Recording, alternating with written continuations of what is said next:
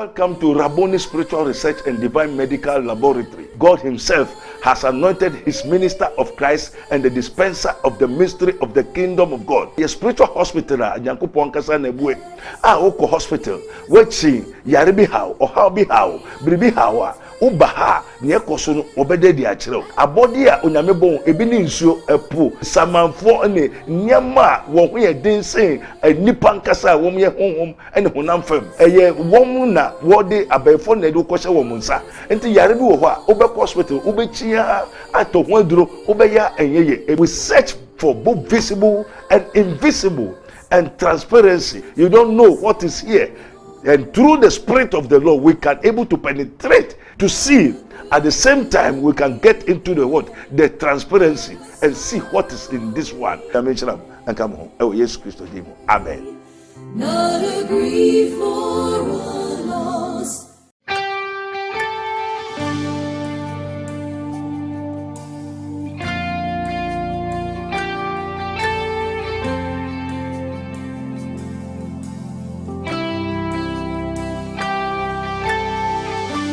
Yabada nyame asibiem so amaye enkwa ene da foforo na me no wasan ade ahia me mo watena se em wakwaba eba time with prophet Dr. Abednego Jumadie eso emre atwam ahia ye ne papa atwetwe nkomo bebre papa me yete ase se nyankopon ebofu wiase nyina ne oman Ghana na tebia wiase nyina ewom ene Ghana ewom no enye na papa eka bibi efa edin Gold Coast ene Ghana ho se ebeya anka na do dankwa kufu ado Ghana mampani ense san edin no emfri Ghana ensan ko Gold Coast ebiew yesan ebo bibi so se COVID-19 papa eka ho asem nanso wantimi anomu asukọ nyina eyemre ene ye ne wasan adi ahia biemu ene de fa open ene opepa na tenase na wo hwa ade no na usan so asua de na frɛ obi na obi so mfrɛ obi frɛ wa yonko frɛ wo nua bi se emraso set time with prophet Dr. Abednego adrusu biem enunti tenase na jebre mi twa me ho aba na me ba ebetoa enkomo no eso. When we walk with the Lord. Welcome to Rabboni Spiritual Research and Divine Medical Laboratory. God Himself has anointed His minister of Christ and the dispenser of the mystery of the kingdom of God. A spiritual hospital, Nyankopon kasa na ebue. Oko hospital, wechi yare bi haw, ohaw bi haw, biribi hawa. Ubaha ne ekoso no obede di akire abodi a onyame bon ebi ni nsuo epo samanfo ne nyama wo ho ye densen nipa nkasa wo ye honhom ene honam fam eye wo na wo de abaifo na de kohye wo munsa enti yare bi wo ho a obekọ hospital obechia ato ho aduro obeya enyeye. We search for both visible and invisible and transparency. You don't know what is here. And through the Spirit of the Lord, we can able to penetrate, to see. At the same time, we can get into the what? The transparency and see what is in this one. And come home. Oh, yes, Christ. Amen. Not a grief for a loss. Nmo akwaba bio se wanya botre na watwen na makwaje enkrato na masan aba bio. Mi a medi dwumadie ho chiame mi din e de amponsa kwaku yeboa. Sabrei mekọ papa ho na mama na kwaba na yede nkomatwetwe no ahye so. Papa emo kwaba. Yeja ofani mo ho ti sen. Obade adom ye ho ye. Yo. Me kai se emra menu ehia ye twetwe nkomo bebre na oma amansan nyina ete ye ne ahwefo ne etiefo nyina ehu se Nyankopon ebofu oman Ghana pa ye obobo nsem bebre so gidi se atiefo ne ahwefo ekai na obobo ensem bi so efa edin Ghana eni Gold Coast eho ye kan bibi fa COVID-19 eho misan so kra bisa asem efa emma ene wo mo esesi wo mo nam kromu a na enka ededadeda wo mo nan enyina eka ho asem na ade ba kwa agintre ha ewo Ghana ha ya aya amanfo oyenne eda mansan so eye bibi esi mre bi Sodom ni Gomora Nyankopon de eja ese oman no ene ese ye ni tibiom papa sa ne mai na be fa no baako ama ahwefo ne atiefo nso ate ase ye ti ya sha ase no papa o ka bibi efa Gold Coast ho ede na o kan ede afa ho ososo de Nyankopon Israel aforade awia no pa ye da wase be ka ho ye komode na de nya yopa de na samu doba Yesu Kristo dinu. Amen. Amen. Another mystery a mesanti say Rade wonya ka America. Rade bofu. God don't want to hear the name America Because America started with God. Okay. In God we trust. Okay. They build America with God. But now they have thrown God away. And so if you throw away the word of God, where is the gumptions? You are now ruling the world. Now, so baby and wakodu. Na a man Gold Coast, Abrofunu betu ni din Gold Coast. Sikama inshira adum nyansa nimdie bribia. Eno nyame de shasa serasa. Ena Abrofunu bebu e kakra nye wo Ghana no. Ebi ni America. Ebi ni the whole world. Ena Onyankopon di embetra so. Ena Abrofunu betu din Gold Coast. Okay. What starting no creating the Abrofo the whole world ni no bia percent omra Ghana. Ena wo kwa so wo ja oskabuduro be niama bebre. Efe ye wie ne yesi yempa Ghana ni biom. Okay. And ye kofa that suman Ghana is a spirit from the river Guinea whose son is Ghana. Okay. Nebani Ghana no. And this suman na wo kofa fi Guinea eye nsuo no. And no what the be say a man assassin mo Gold Coast assassin mo and what to the din Ghana say what the assassin as a Ghana nsa the Ghana no e be assassin so Ghana no be bo assassin ho ban Ghana no be boaye Ghana no be Ghana fast at the papa bia amba Ghana say and it is that one ye emuduro na won ko fa hare eye sedie motie sika no famra. Okay. And only the downfall of Ghana. Okay. The downfall of Gold Coast. And nipa na entume nipa ewomu no entume ankashi. If you say woman walk off by na what the adie bi ne edurai e say fem wo mining. Masa say adine abedi assassin nya. Okay. Ma assassin emunsuo emu nyama papa bia wo hamnya edi apini esu nipa wo mu esu or how entino they say hunhum ewura profomo and painful from head to toe atro they are all corrupt and there's none that does good. They are all corrupt. Okay. They seek not God. Okay. They seek for themselves. Okay. But they forget that the nation, the land belongs to God. Okay.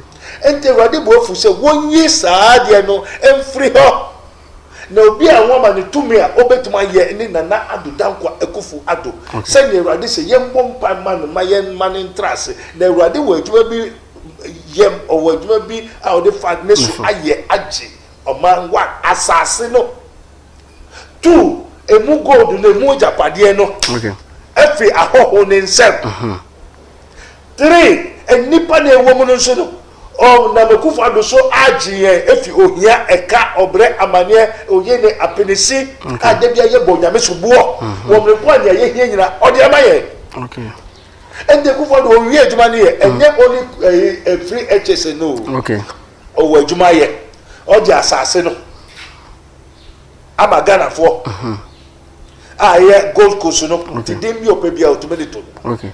If you say kufu ado oyo man ba ne so efia onyo hobo enti the rade de man assassin ashenensa. Okay. Emu japade gold ni ade nyina ashenensa nipa wo sunsun nyina ashenensa. Okay. Onyi flag ne fi ono fa yenye sumuma wo fa han no mra. Okay. What you say? Okay. Efo wi a on sisa sidie no sika enkohwe enkahwe entofwe nefe won fan se onyankopon sa owi a ne ebisa urade ye pese yesu ye ka ye pese yese ye pese o man enye ne fan se onyankopon din anyonyam. Okay. And the urade ye be ne day. Okay. God will send the wisdom, okay, the technology people to come, okay, so that we will create, manufacture. Okay. Every nation that will become a first nation, unless they go to industry. Okay. And industry comes from agriculture. Okay. Yo, Papa, maybe I kasa sense and for Kranu Dinku Tahuana radio so TV so baby Abekobia or Kasa Yemu Otabo Ghana man penny Nanado Danko for Dudin. Me pese me bisao e pen asem na o bonidin ana say e dia importing entina otabo Nana Akufo-Addo. No, Jesus of already if you say me, I am his minister of Christ. Okay. And the dispenser of the mystery of the kingdom of God. Okay. I dear in town and already than the children. And I said, a member Akufo-Addo, the member Nanadu, member Ayania, Mati, Mehu, and a Medihu, and Dancy. And the Bribian on Yankupon Tiasefo, or Nim Nana Akufo-Addo, Finim of Fryam, Fimra Oyemujato, Dan and Ayem, and a radish said, Nana Akufo-Addo, Baba, president of the Republic of Ghana. Okay. Odia Jumani Botai be Ashen in Sa. Okay. And the Bribian and Radine Mamidi Hu, Nana Akufo-Addo, and Assembly America for Nana Akufo-Addo, never near a Radi Ayade, I catch me. Na also person o kasa chiro Yakubu na kasa chiro frama enti na me bo media funa mane na no onti se Awurade dom na nya ni pe na obeye o mampani na Awurade na yi no enti we have enya se meme nko there are so many thousands of people that is praying for this man without knowledge without his knowledge and enti no that so tears in there enti he is a person that was chosen by God enti Nanado is a special person. May God bless him. Na answer na beto aso no.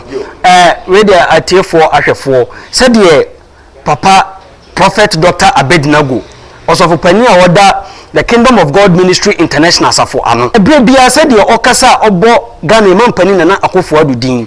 We dey nana dawroma se utie mi a ana se mpanimfo so kura mo hwe dwumadie. Muntie ma nto nana se we dey said papa esi boni din bre bia odi nkuta ho no na ehun behia se nyame ewo bibia ode fa papa Prophet Dr. Abednego so ede ama yema mpani enti na odawroma ma empanifo bi emehwe papa akiri kwan na owo ensempa bi edema papa me answer na na beba fis 2016 ya de nyina last one oba ensawon photo bi mo Nyankopon ma me de card bi command and me card na me nim se bia wa to akiri so God has a message for him.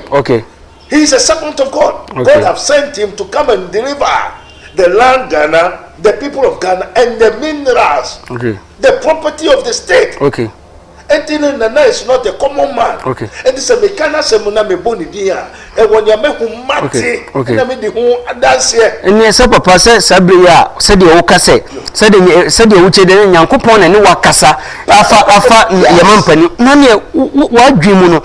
Usu say. Nana ebetumi ayadwuma no ana wo hia akadie bi ohia bibibi nkofo atwa ne ho ahia ebebo ana kwan ben so assemble na o beka also the secret thing belongs to God. But what has been revealed unto you nyama bi wa ye ntumi nka na nika sus me kama ma ne hunu ne Bible amede ye say na nkofo bi show wo say na bewu ne ade nyina me kama no enye adwuma na ye adwuma kira because ya bompai Awurade akire nyama anya ye a e ma dana ewini ye nim say court case no enkosi fi nim say no mo say plot bi a enye adwuma and na nia eseso ye no nwa divert no and maybe we saw here, he has to focus on God, ask God. Into Benya Kwine, and no Basuma, and that's about say, or per se, Yuna, and let's say a person can say, we don't need anything from because I have God. My everything comes from the kingdom of God. What I say, and his righteousness, and not in here. Let's say, Onyakupon Mawa Ghana. And for Bompamano, I am beside the Shayan Kojifi. You who say Nana never winning next and last way a program here to move for peace, I am on Sambo. No who say we prophesy. God tell us that Nana should be endorsed. We should pray for him to become the president. So we know that Nana Addo will win. In case of any eventuality, he will succeed. No more they will kick out someone called the Engagement. Then God is with him. And yes, God is with the president Nana Akufo-Addo dia. Ene papa answer na yensem no edoso. Inti answer na yedi we besi no. Edi asem ena obehwe camera yi mu na waka ama yemampani Nana Akufo-Addo wate. Se enye onu mpo a na so afo bi ni mpanimfo bi ebete no mabɔ na mane. Yo, no kware ne enuanu ne adofo eye oman Ghana fo. Niema bebere ho a atochima. A mistake. There are so many mistakes from the beginning of the foundation of the Ghana. When the people left to give us the independence, we did not follow the word of God. Yeah, Okay. And you know, Nana have to bring back. Okay.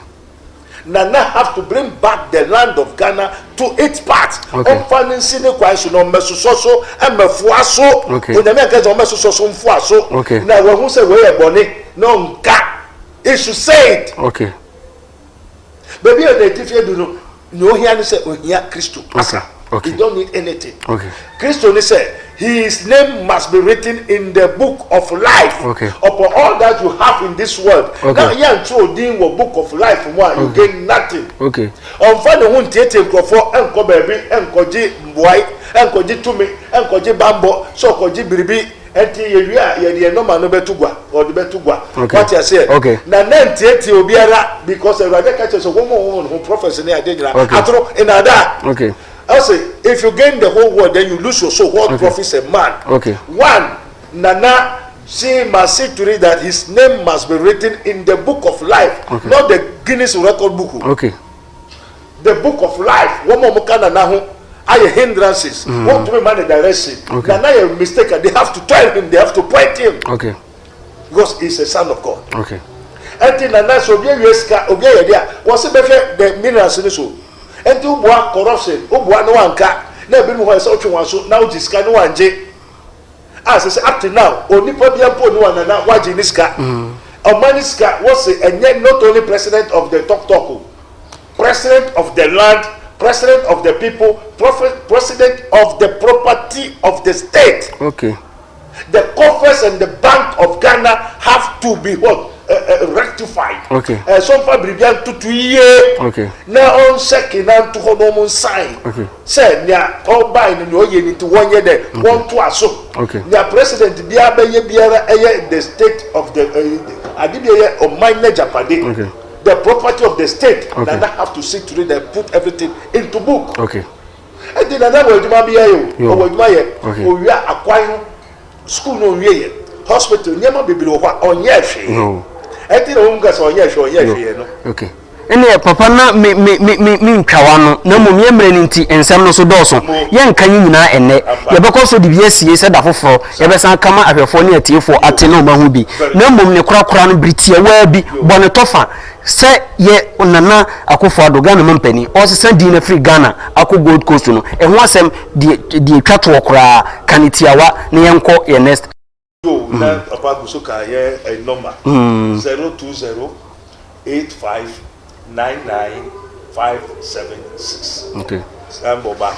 Ena Airtel Tigo enso ye 0278977215 papa to asona Yo, sana ye be koso no nyama bebiro ho a we have to do it in a secret form. okay And to say nana be possible okay that go to anamon okay akonsra okay abehwe okay can any good thing come out of Nazareth okay come and see. okay What okay okay also man shall not live by bread alone but by every word that proceeds out of the mouth of God.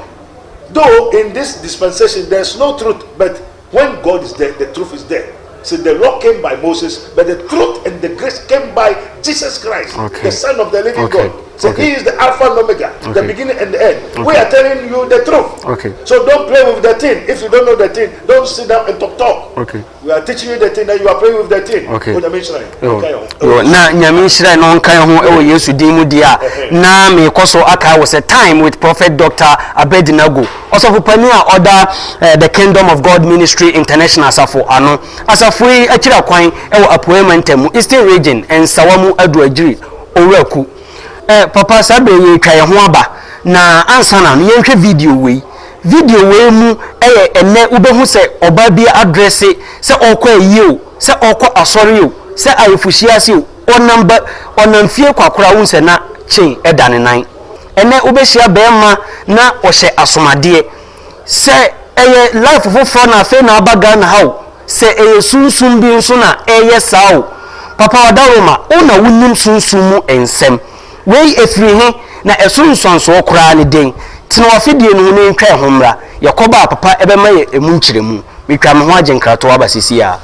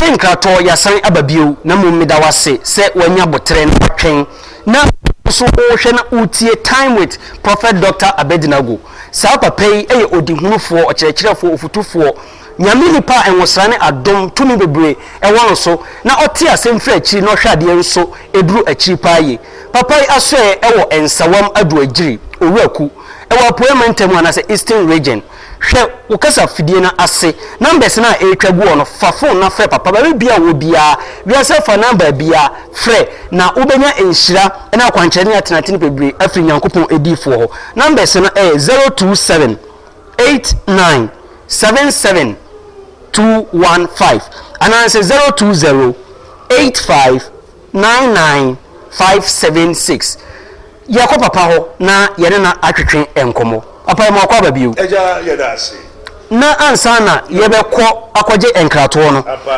na me ka bibi na ehwe mfoni no so se ene ubehu emma bi na eye chen edida omunan ubehu be ma onam krom na ohya asomade papa sa de we life foforo afi na aba ana se eye sunsun bi na edi sa adwuma no fa fam kakra yo unim asase na ewe na ukato ho se emra edi akire no anyama bribi unya tumi ahoro besore ampa ya hwe ne ehu se we ye osoribre na nye resurrection. There's difference between resurrection and arising. Okay. And tirisa in fashion and niema eba the succubus and the incubus has arise. Papa na minkwa no a ene oka bibi succubus and incubus ene de wo a wakwa sunsun mu nipa wo na obetima kire ase kakra den so succubus and incubus no okay they create the image of lust. Okay. Akono. Okay. And to from akono. Okay. The spirit of lust. Okay. And the answer obi odi che asene nan no opese obi condom. Okay. Obeya dia okon bedon. Okay. If so no akono senimu. Okay. And to pen kra obepen. Sir. The spirit of lust. Okay. They are called succubus and incubus. Now woman that ekowura Sodom and Gomorrah for no. Okay. Oba no bema amre etwa mu no mra wogusu ye adwuma no bre anso ena onyankopon ma abofo no kohyewe esanse na lot ne ne yire ene lot ne ne yire ne mba ewo ho Abraham nso no no wo ho ena esanse na papa ni papa esuawo sa oman ni mu boni na doso na so adwuma wo ye na wo wie ena awurade twa so mu a oja hyewo to oja hyewo mu spirit ni de anse Homa konono, eye succubus and incubus to create the lust for the people. No, woman the one spirit never dies. And to the mission woman we no, as I say, wasamba be we unwajuma will last end to the judgment. And the woman as I say, was sorry. Now woman be we unwajuma.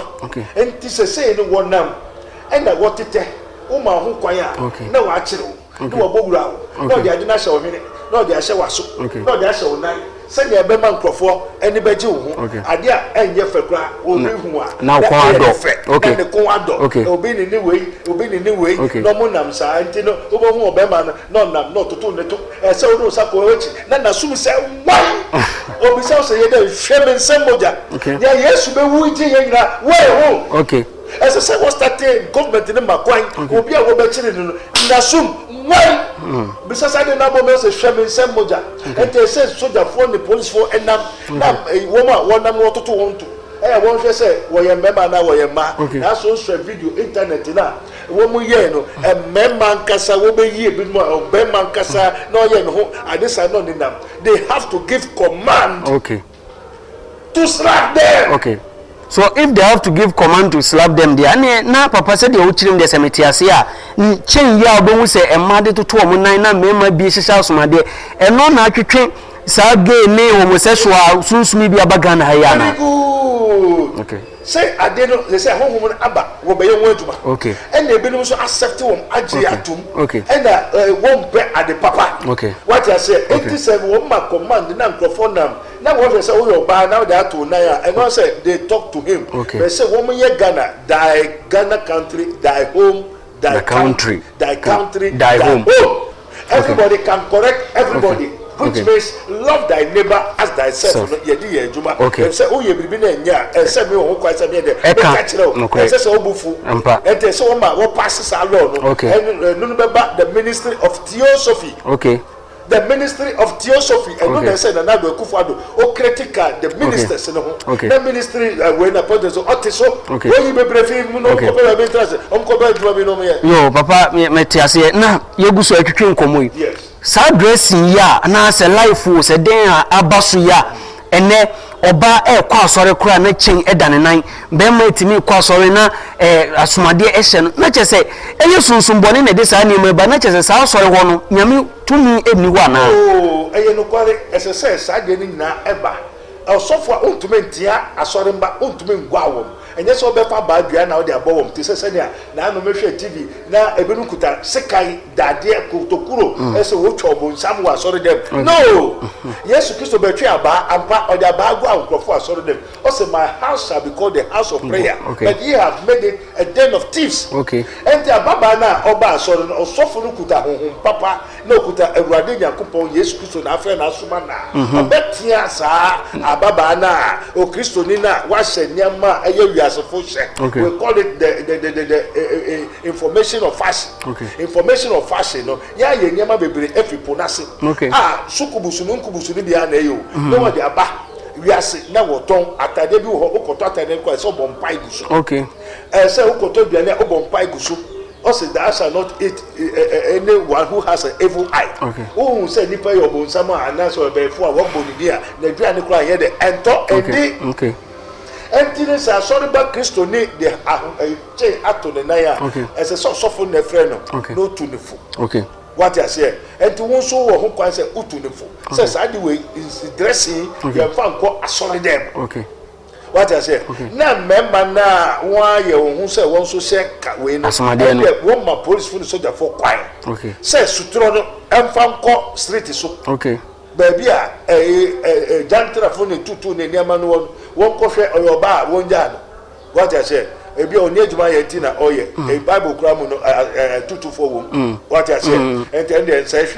apa ne untumenka papa wo mboni wo na man member na wo ye wo hu esise sa address na ba no e the fashion of the devil and what ya fa sa a fashion is dressing what the chair atoto wo nsan ne ma no nya no and the won so a wo Kristo no Yakobon ba na dia and say sa mai wa no kura oben wom to the na member sorry the own to me fam ben how we be for kwa ba one also because when he has called unto him the 12 disciples he gave them power against unclean spirits me Jesus Christ afraid on ma to me wo ahohombone so wo be Yesu and we don't just preach ye preach ye tutu hohombone that is the commandment also Peter if you love me obey my commandment and then ye tutu hohombone no ye nka no kware no nipa ni odwamanfo oyi nyensen asori ni nyina ye bra won ka no kware and if won tutu hohombone no and this asori ni ye hohonkoko sorry anka wodu ho na that spirit of succubus and incubus will manifest the Lord will catch a vaccine what you say ne papa mi ntwa no na bra o kasa no me te se sa spirit ya obo mudin succubus ni incubus se o ma ho kwan a o kasa me te se o ma ho kwan die ne be ma obi die ne be kire se obi ama no ho kwan na die ne obi be ya sa sunsun wei sunsun boni obi tinya be tena sa nipa no mu mo onyamisha we bi sa sem na no university for media me say me nya brochi ameko asemesi ni oye de mesu me nya anka mesu me na anka me wotumi bia wo ahoya enebere o de me nya anka mesu me wokai me nya yanka unya ka se me nya yanka na me wotumi pe spirit ne wate enti no benya adamfo bia ma obeyi obi ama te say insuo aduane ogie wo de ma ogie pe o de sa spirit na de ama na chese ya no asemo ayeka aye hwe ni ye untu so pe we pabo de minya yanka onye bebi ofanya pabo anu we kuri de minya yanka o kasa asemo po wonya honhomfi enibri ahoya wonya honhomfi enu na abowura nkofo bebre entino se say no nwa fa nkofo no wonya mo na wodi chiche the spirit of succubus and incubus in the end time to create the Sodom and Gomorrah. Yo, to create the Sodom and Gomorrah. Papa, we there, you better home aje inkato kakraba. Yaba, ebeto aso. When we walk with the Lord. Welcome to Rabboni Spiritual Research and Divine Medical Laboratory. God Himself has anointed His minister of Christ and the dispenser of the mystery of the kingdom of God. A spiritual hospital, Nyankopon kasa na ebue.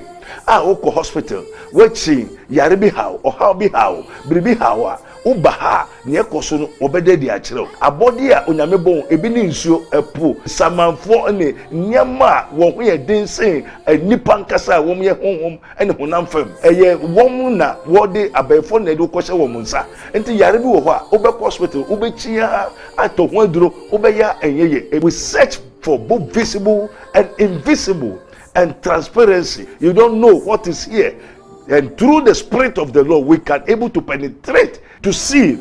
At the same time, we can get into the what? The transparency and see what is in this one. And come home. Oh, yes, Christ. Amen. Not a grief for a loss.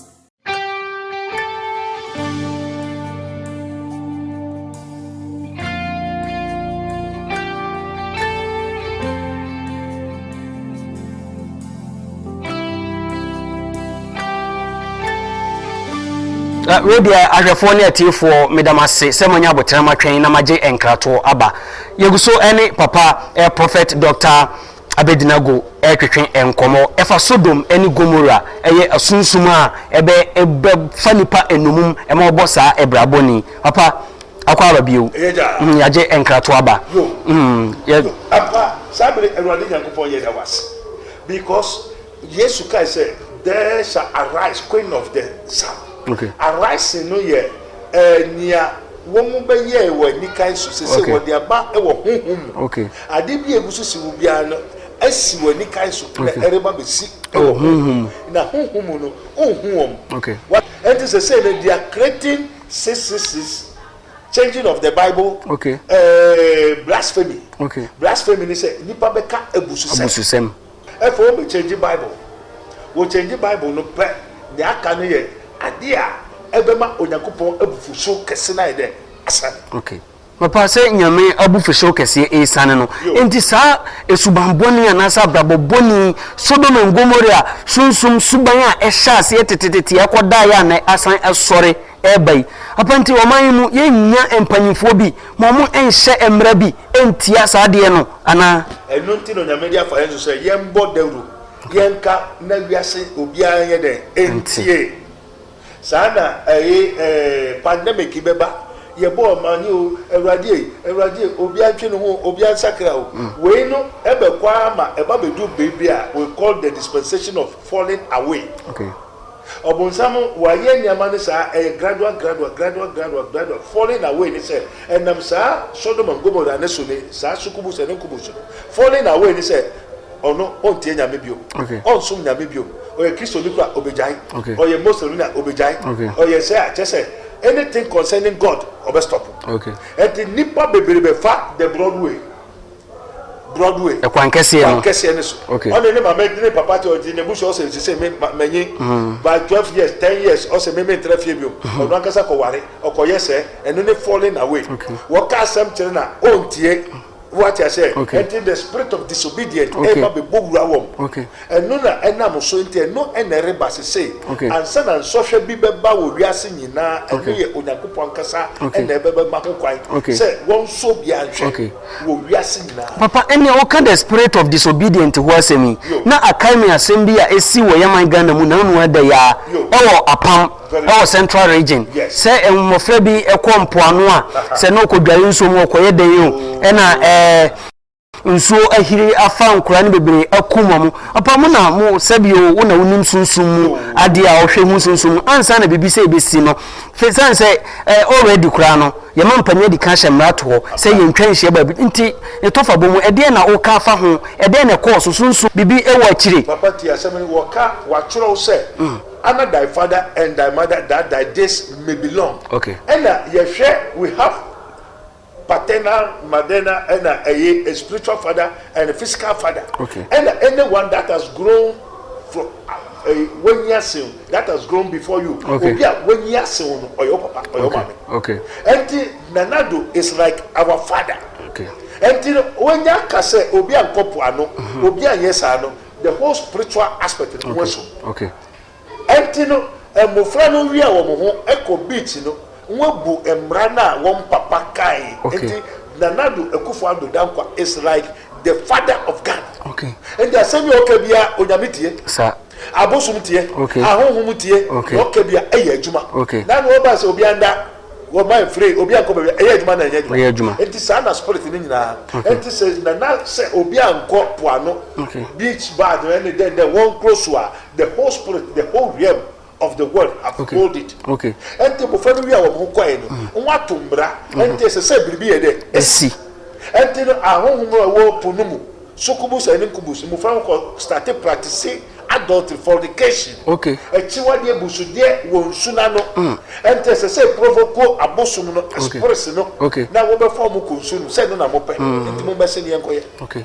Eni papa asemi a wo ken de e ma dwene mu na kakra fi se asemi ba ye nsentrofo adawoma ene ye te se emofa bi ekodware e wo ensuo na no na ana nsuo afa wo na se de wo so wo ka se omokọ eye kobo braboni bi wo papa wo de no eye sunsumu ani bi e na wo de hwemu adosu ko hu ana se ani bi na wate ana se de na ma wo de wo ka bibia ebro de nsentrofo de betu ya no yes se na Erade bo mamanye nipa kuma Ghana for go nipa o Ghana na nya Erade na ebo mamanye. Okay.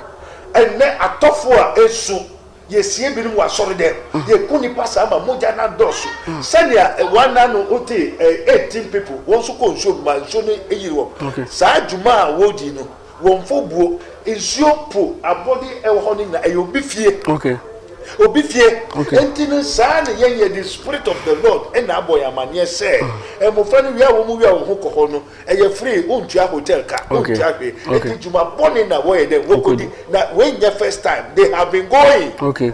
And then one for abo amane ama warning but Esau say the spirit of disobedience succubus and incubus spirit na abo wura wo ento bia na girlfriend obiane ne no atete no ema ho information no moko and as spirit ne so hu say mo anije ho. Okay. Also obi nso onyame nso nipa hwe wakono enti wakono and akokono wo akona wise wo. Okay. Esi me say spirit be free so be of you not but catch me say me show ensu no and say wo dey na hotel ebi esi e wo kro me ya sori wo me body. Okay. Ensu no wiire mu park so abonte so aha a different what Europe. Okay. Europe abonti baby aka mu nyina to many obada. Okay. But ha and tisa Africa man Africa. Okay. Ente mo friend yen spiritual ne hu say juma wodi wo ho they are practicing succubus and incubus, the spirit of lust. Okay. And they will colonize you to go to the sea and do it more. Okay. Yo papa sabre de me da se na gidi se nchirikiremu a odi aman ahwefo ene atiefo nso ate bibi asiye uguso a wo hwe Time with Prophet Dr. Abednego. Also for Pania order the Kingdom of God Ministry International Asafo ano ye wa poemantemu Eastern Region and sawam adu agiri oruaku. Migidi se enchirechiremu ene adekira papa ede emaye. Sabre wonso utie na wo hwe na wusue na mabebre ede afrimu. Migidi se ubehia papa number na ode na atwetwe enkomo. Sanse ebia na ohaw bi eda wo so. Papa de odom ankoma na adom nyansa nimdie ene adom ebebre. Ene ntifa number no na free 027 89 77 215 027 89 77 215 and I say 020 85 99 576. Papa we dey order Roma brebia tuhu for na hwe okasa yie ye ba ona so ene obetwetwe nkomo a eya na o kirekire sunsum ahuntasem bebre eye ensantrofo ahodo ko kasafidi ahodo so ne ababi bebre oka ahuntasem e wo sunsum apa sabre ya me de wahoma mai atudwan ne wakire kwa atudwan e de empa na obi a ohwe yen 18 efrewa sunsum aduma ben ana se emoa ben e na betimi ayabo no o sunsum o kamrai hwem na ka bibi e kirarefo o so de nyankopɔ na mma be ka kire o se na anu na menam ma me bi gusu kasa e na oni obi bon komo no se hey nikunu anadono omo ha na nikunu say hey obi abomio ne kwa na ejira ho ojunso obi abomio o fam gba na no ache wa cheche na so si dey stroke bena metwa mu san ko ba mi so erade eye da asem ansa na so maame okunu no ono obi wa asem mo nje hwindi aso na boko wo nkyera mo hwi bebrenji sunsum nduma ndi wo no nua enya ntokwa mugusuku epre ono na japade ho na unua na wu a wonsie ni ya okofa ne fie ene oyire no makotremo wo say bebre de chinje asema ye kai unhu ye unnim bebre ti ho no mu de chinje aso de bebre asofo no nya sofo oyo sofa if you say onim the spirit of the Lord is not upon him. God have not called him. One, we have first and second call. Two, we have the power to know, power to do, power to see, power to hear. A spirit of revelation, wisdom and understanding. And you know, you can spiritual and trust in Kikanya Obieno. All the name you want to watch. Now we are saying, "Oh, funny fear no, you don't back or travel." Or some now won't say you know, but born in your nation. Let me say, "Bibi, we are." Any papa mi nkawano a o kan bibi say ye wo osofo ne ye wo osofa. Papa tinum kiremu ye osofa no o ye hwan. Osofa no ondimo. Okay. Only full minister of God. Okay. It's not the full servant of God. Okay. It's not the full power. He don't has the power of God. Okay. Or no na only Eduma say na was send come atro di for no bebre so be so for. Eso be kase e bia na e ni fie jemu. Okay. Ni fie bosom. Okay. Ni fie niama e na afa into your sofa. Okay. O ka say mo ka Bible no pepe preach pepe but it's not called by God. Okay. What I say? Until also as many as are called by my name. Okay. Until onyame frobia one osesio. Two also ma. Three or the definitions. Okay. Four say call prison no nkofo say obi wa no owo prison. Okay. Yare prison or how prison, bad prison, or here prison. And the prison no Isaiah 61. You see all of these things. Yes, by declare the access. Okay. Say me, your friend, the spirit of the Lord is upon me. Okay. The Lord have sent me. He has given me so and so, and He demonstrated. Okay. On sign here, Paul Okay. said, we demonstrate the spirit of what Okay. God and power. Okay. And in the preaching, you know. Ene no papa mi nkawano a Yes. ene obi a ono de twesem no nko na otime kamu nsem kira foforo na mo ntime nje amanfo mfiri omo hawo mu no. No, yes, or yes, fa. Okay. And to suffer. Okay. Or suffer. No. Also, when He has called to the 12 disciples, Matthew 10:1 going, He gave them power against unclean spirits. Okay. He said, when you go preach, He say, the kingdom of God is at hand. Okay. Heal the sick. Ukwa kasemno. Okay. Ukasemni Yeah. ria. Tutu nye hawomuno. Okay. Isayare. Okay. Ye bono for if you and took a castle no. And the Lord said, thou shalt not kill, thou shalt not do. Amen. Then the Bible says you will do for Jamafo Kusuku Papa Kayo, whom the spirit of succubus, the spirit of lust, the spirit of wickedness. Okay. Now when two Sadiana, oh you fool and now you fat. When you fat or suffer, and now suffer now by the or suffer they say they preach the word but they don't do it, they don't practice it. Also the true worshipper must worship the Father in spirit and in truth. Okay. No. What you say? Okay. Until the day that are called. Also, but you shall receive power. Okay. After that, the Holy Ghost is Okay. come upon you. Okay. And you get 2 minutes and you go Yo. preach it. And you have to catch on say, Munko tre a journey boss and the promise of the Father. What's also Kusha Bible? What do you know? Okay. What obey Bible school and one boy in a fakase your court. Fakase deceiving. Okay. One way funny say they can preach and take your money. What I say, Okay. church or Bible, Okay. Bible quotation. No, they are cassette, no Okay. phone, I Okay. anointing oil, Okay. no what you think of. Now, what as I say, what to do at home, no, and you know, and send Obi we are there, and your spirit in them, and Okay. Obi Kumo be a spirit, Obi be a spirit, it is spirit of great spirit, you know, a yanka, yes, and cast a moon Okay. to.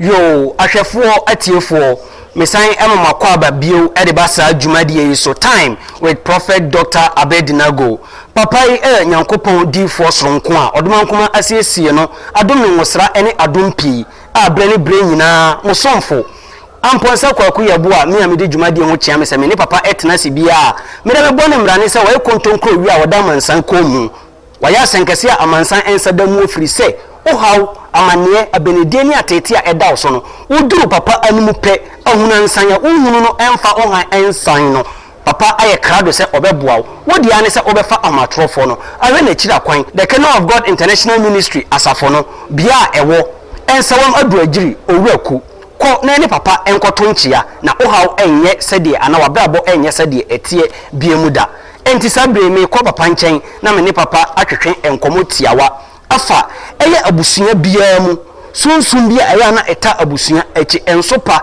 yani suman bi ene abosom nioma bia aya eta abusua bia echi edi abusua mu enipa enya no me ko na papa ama ye enkyeremu sanse ono ene nani ehu edu akire papa me mo akwa ba biu yo ye de rodi ase onyame hira nkai ho Yesu Kristo amen oh papa sabre me ka bibi se familiar spirit in every family papa obeka ho asemsen yo we call it hindrances. Okay. Now muntie never to team kasa say appearances are often deceitful, for bad people usually pretend to be good, and the ugly people do hide their ugliness by dressing themselves beautifully. Okay. Appearances are often deceitful, for bad people usually pretend to be good, and the ugly people do hide their ugliness by dressing themselves beautifully. Okay. Riase a yewe osoro asase sui yewe busua ena abodi bia so ye ewo ne busua yewe jata busua ochirebe busua onipa busua busua krobofo enton aduana kontomre banche busua ente busua bia nso wo de onyankopon din na to wom ena wo mo pani wo mo hweso obi ohwe wo mo so what else wo fe me hweso mabe and only principalities and powers. Okay. And the Bible says we are not fighting against flesh and blood, but by principalities and powers. Okay. And this our familiar policy. Omo ebusue biare mu. Ebusue wo so ya asasi nyina. Obia busuano, there is a familiar spirit which are called principalities and powers. Okay. Ebenu dia yo wo, ebenu dia yo chireben, ebenu dia kontombre, ebenu dia kura, abotokura, wo enyama huro na ehwe busuane so. Enti no yenya wutu onge no. Ewo wo mu homa, wo metro udin a kire nia wo esese ubeye wo asase so. Okay. Enti busuanos sa familiar spirit no wo ebia obenya sika so nya yire obenya kunu so nya ba okay entire se mu se bia sika ene wo mo ho na mo pe ba ukọ baby se okope mo a sa o familiar spirit be ka chen se mu osika okay ene te say that one je mu sika no won fa ba mam enti this familiar spirit control every family, and the family bia so no aside nya onyankopon de maye no onyankopon shiro bia and send a familiar spirit be taking control. Okay. And this familiar spirit and no na aton ye ama obonsa. Okay. And the obia se sa tumi na se. Okay. Opo ye wu tu ebusuemu Job 5:6. Or say musu emfifem or how emfimfutumam ye wu nipa tu mu se jampenduru. Opo so mama den sum no wa onso ye den e fa na bebo bra isunumu ento mama musunumu ene onye mu ena musunumu no owa onso ye den musu. Okay. And the Bible says all have sinned. We are all sinners and have fallen short of the glory of God. Onyame no nyama de aboye ye ne ade papa to nsanwa ye ne to sa pai and never bring to me worry sa familiar spirit no wa worry about. Okay. Abefo ho na awari about. Okay. Afeso a ewo afibia abefo no hia bonsafo no hia aba ansa na obekọ ho no na me bisa bibi say sa familiar spirit ye den kwan ben so na efa nkasa o mo betena busua bi so ye den kwan ben so na efa apa ansa no nyame bo so na asase osira Adam no mo esira no de ma wo na Adam oka kire ne se mendi we no onyame bufu into domain. Okay. What do me wo mo no the or how bebre entume wo bebre nyeska bebre ye adwuma yeye wo ye koko ni ade asai enti obekọ kwadwo ho ya akunto ho obekọ ha na wakoji tumi se opemboa. Okay. enti ye nana no makoji tumi se wo pemmoa apart from nyame dome na odome no asa koji emmoa aka ho no bonsam ni ade papa bia ode maye okay o say take my yoke okwa oloji wudie no de ne dia ide ama enti ansa na yebewu ato busu eni mu no na busu oha obre amane ewu ke mu ne ewu toy okay enti nia yewu na sa de ne ewo ho na ne papa se yewu obi to saa ade musuo we bi mu a kwambe so na nipa no wonfa anade na nipa no wonye yo eyinti no Nyankopon fresh afọ oma wumtumi okay wo saa musu ahohombo ne nesu ene wo yi musu wo ka se wo yi musu a Yesu yare sa o se mo nsa yare eyemusu okomde wa eyemusu ohia eyemusu eka obre amanye eyemusu awumewu eyemusu obema baako ne yiri 25 wakofo how because they tibia bakofa abonsamfo abefra o yire no unya hoto manu ne bia obedi naka wo komode ne yiri 18 iso komode no because of my choponia obia chese wo nua biama and obia hwese we be nua ma we be nua at the end of the month we be aduane papa no onya sika onya aduane na ne ho akire no what you say enti no musu eye yare yare ye ade a emfio Nyankopon ade yare a eye ohaw no efio bonsam enti Yesu say ade sign no e no tamfo no bedua ne de enti yare emfi Nyankopon na me mfa yare amaye na nia eye yare bae onipa na ema no ho kwan e no Nyankopon dumi onipa ansa na onipa nso ne ho kire ne nti o akoware on ne yire nyem so kope ba na odi na konsuom na akoma no musu ba abofan no benyi a be yokromfo basabasa enti ansa na wo ye be wo na musunu ewo ho o se utimu udi eno na ma menyemo eno na ewo se in sin did my mother conceived me and I was shaping in iniquity into sunu na ye bone ayroho oha obre amane and the tema ubenyi no na de na started di unya na ware o ase wo adwuma e control o yire no mba o bibia o ye biara o ka kwa enyeye na chese papa se sa oha we nyina wo ho a ene na ahoanu yi solution enso so wo ho yo solution wo ho ti solution no anything solution no say for God so loved the world that he gave his only begotten son that whosoever believes in him should not perish but have everlasting life and Jesus said say ye jane soma me Yesu sa na masoma odifo biara obebe wiase bia senye Yesu na soma na forget wow Yesu bae no ode no ho be gira ho gira ma musu no e no ma ye ntumi say Yesu ye koka sempa ni wia ye tutu musu no south evil no tutu sayare no eyi sa musu no a ye wu tu mu enti ye yu fi sumu emra ainu ye yu fi musu mu emra nkoje islamu enti asori na asadie ni say wo be yi wa fi musu mu aba say wo be yi wa fi musu mu aba enhiremu na so me koso na maka wo say yare o ho de a ene yare sanso wo ho enu ntina ohwintim prekote akokwa wote bunu mu de nchenyina mpa woda bunu mu awrewa ko twa mansa jansa ye boafo ndin ne honam se eye prophet Dr. Abednego also for penia woda the Kingdom of God Ministry International ano asafui ewo apoemantamu Eastern Region ensawam aduagiri owuraku fa papa number ene twagu ewo TV screen ase no na frɛ no na oha no abenedi a wodam abusuan so pane amane no papa ebeboa onyametumi nti obeyiw afrim papa redie yemre no ayebe enti covid-19 yade kodewu abese samansan komu sima mienu pe yemre nti bone tofa ene mo ba se ho sensem a is that for right here that was what's this pandemic everybody be say is this the first plague on earth and then when COVID-19 and then the first yare and a plague aba Israel for no Muslim assassin Egypt you know woman 10 and onyame sai ma adene yere eyira I give for asofo mumaye nyina ya nhwe awrade chi kwan president no munyamo ntie say na awrade bisa say I am the Lord, behold I am the Lord, the God of all flesh. Is anything too hard for me? Aye be feel ready to kwanya ko Awurade yesraw sa covenant ye nia no agro verse ya wodi ba say man bompai ma Awurade ansoma abofo say won kosisa the implementation the side effect of the vaccine akamu be hu ne besi there are side effect of the vaccine but I have prayed and asked the Lord to take away the side effect of the vaccine and now obi antumi wo Because God have approved sin of angels. Approved by God, confirmed by the Holy Spirit. Until they should seek God. And God will do it. This vaccine, this plague is not the first time on earth. If you see, ma onyakupo asayare and see what Egypt has so 10 places. God is remove everything. But they need the men of God, the true men of God. Amen. Amen. Yo, sabe de papa, e djuma di na ba wi. San wo bibi ba ku mi obi di atiawa na fato ahwefo anim na ye so so. Yo, enwanu na do for mutie to fu TV ne asem aye ti. Na mate na mehu na me di ho adanse se Kristo oba.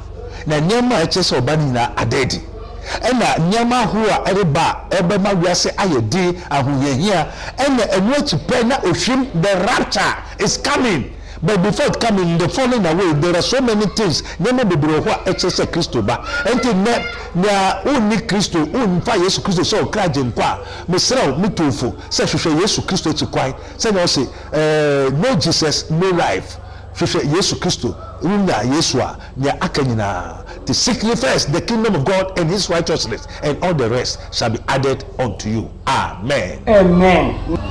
Sabe juma die na asi. Me am di juma die ho chia me din e de amponsa kwaku die boa. Me be san aba wa kwa mu biem ebra esim. Ne mu fa odifo number no e na etwagu e wo TV screen no eso no. Na frɛ papa na de owo bia papa e no be twetwe enkomo. Juma die na asi. Bye bye.